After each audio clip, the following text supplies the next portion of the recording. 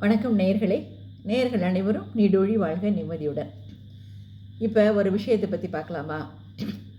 எங்கே பார்த்தாலும் இப்போ சின்ன வயசுலேயே ஹார்ட் அட்டாக்கு அது இதுன்னு கேள்விப்படுறோம்.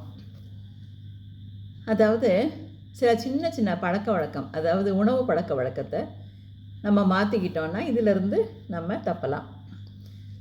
அதாவது மருத்துவ ஆராய்ச்சிகள்லாம் என்ன சொல்லுதுன்னா 5 வகையான வெஜிடபிள்ஸ் அதை நம்ம அடிக்கடி எடுத்துக்கிட்டோன்னா இந்த சின்ன சின்ன அடைப்புகள், இதயத்தில் ஏற்படுற சின்ன சின்ன அடைப்புகள் இருந்தாலும் தடுத்துரும், புதுசாக அடைப்பு வராமையும் பாதுகாக்கும் அப்படின்னு அந்த ஆராய்ச்சியில் சொல்கிறாங்க.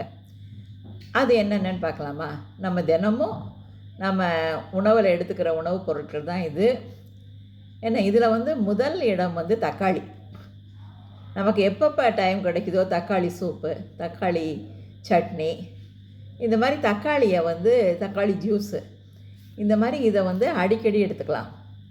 இதில் ஐசோபின் அப்படிங்கிற ஒரு ஆன்டி ஆக்சிடெண்ட் இருக்கிறதுனால அது இதயத்தில் ஏற்படுற சின்ன சின்ன அடைப்புகள் ஏற்படாமல் தடுக்குது.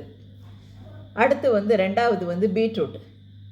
பீட்ரூட்டில் உள்ள நைட்ரேட் இரத்த ஓட்டத்தை அதிகப்படுத்துது.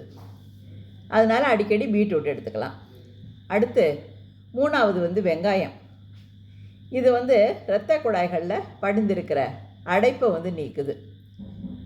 அடுத்து நாலாவது கேரட். கேரட்டில் பீட்டோ கரோட்டின்ங்கிற ஆன்டி ஆக்சிடெண்ட் இருக்கிறதுனால அது இதயத்துக்கு ரொம்பவே நல்லது.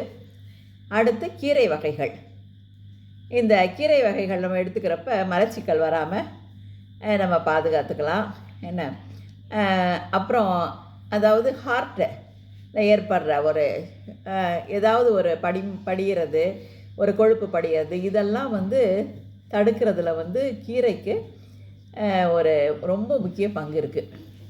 இது எல்லாமே இந்த 5 நம்ம அடிக்கடி சாப்பிட்றது தான். அதாவது நம்ம என்னென்னா இதெல்லாம் நம்ம தெரிஞ்சுக்கிட்டோன்னா வாரத்தில் ஒரு நாள் சாப்பிட்றத ஒரு 2 நாள் 3 நாள் அந்த மாதிரி நிறைய அளவில் நம்ம எடுத்துக்கலாம்.